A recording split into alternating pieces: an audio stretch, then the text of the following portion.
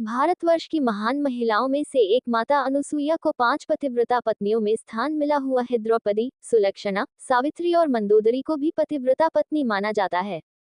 आओ जानते हैं सती अनुसुईया की कथा।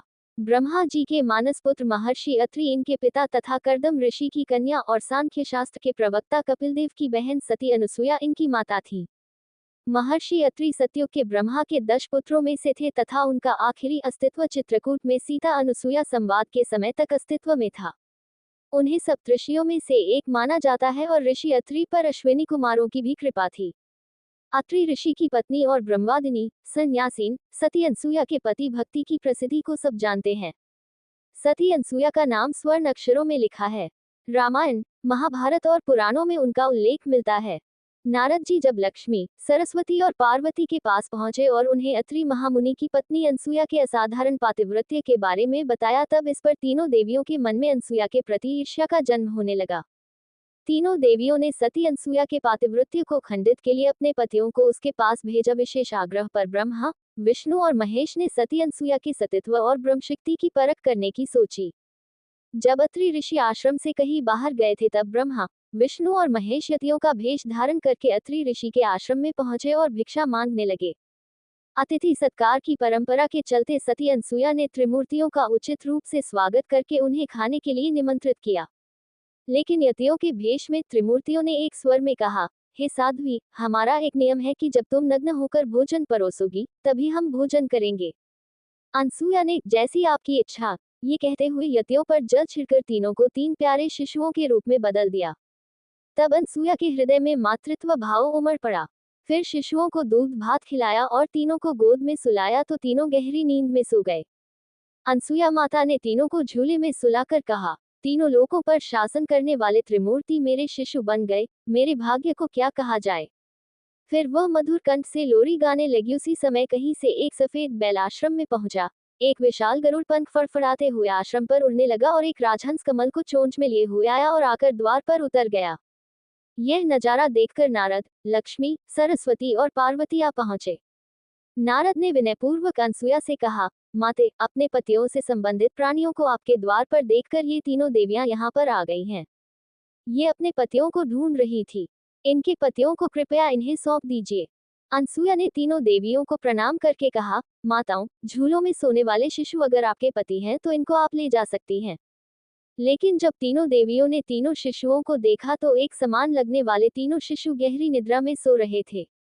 इस पर लक्ष्मी, सरस्वती और पार्वती भ्रमित होने लगी। नारद ने उनकी स्थिति जानकर उनसे पूछा, आप क्या अपने पति को पहचान नहीं सकती? कृपया आप हास्य का पात्र न बने और जल्दी से अपने अपने पति को गोद में उठा लीजिए। देवियों ने जल्दी में एक एक शिशु को उठा लिया। वे शिशु एक साथ त्रिमूर्तियों के रूप में खड़े हो गए। तब उन्हें मालूम हुआ कि सरस्वती ने शिवजी को, लक्ष्मी ने ब्रह्मा को और पार्वती ने विष्णु को उठा लिया है। तीनों देवियां शर्मिंदा होकर दूर जा खड़ी हो गईं। उसी समय अत्रि महर्षि अपने घर लौट आए। अपने घर त्रिमूर्तियों को पाकर हाथ जोड़ने लगे। तभी ब्रह्मा, विष्णु और महेश्वर ने एक होकर दत्तात्रेय को सारी बात बताई। दत्तात्रेय के जन्म से जोड़कर भी देखा जाता है। हालांकि ये भी कहा जाता है कि नारद घूमते घूमते देवलोक पहुंचे और तीनों देवियों, सरस्वती, लक्ष्मी और पार्वती के पास बारी बारी जाकर कहा, अत्रिपत्नी अनुसुईया के समक्ष आपको सतीत्व नगण्य है। तीनों देवियों ने अपने स्वामियों विष्णु, महेश और ब्रह्मा से देवर्षि नारद की यह बात बताई और उनसे अनुसुईया के पातिव्रत्य की परीक्षा करने को कहा। देवताओं ने बहुत समझाया परंतु उन देवियों के हठ के सामने उनकी एक न चली। अंततः साधुवेश बनाकर वे तीनों देव अत्रि मुनि के आश्रम में पहुंचे। महर्षि अत्रि उस समय आश्रम में नहीं थे। अतिथियों को आया देख देवी अनुसुईया ने उन्हें प्रणाम कर अर्घ्य, कंदमूल आदि अर्पित किए, किंतु वे बोले, हम लोग तब तक आतिथ्य स्वीकार नहीं करेंगे जब तक आप हमें अपने गोद में बिठाकर भोजन नहीं कराती। ये बात सुनकर प्रथम तो देवी अनुसुईया रह गई, किंतु आतिथ्य धर्म की महिमा का लोप न जाए, इस दृष्टि से उन्होंने नारायण का ध्यान किया, अपने पतिदेव का स्मरण किया और इसे भगवान की लीला समझकर वे बोली, यदि मेरा पातिव्रत्य धर्म सत्य है तो ये तीनों साधु 6 मास के शिशु हो जाएं।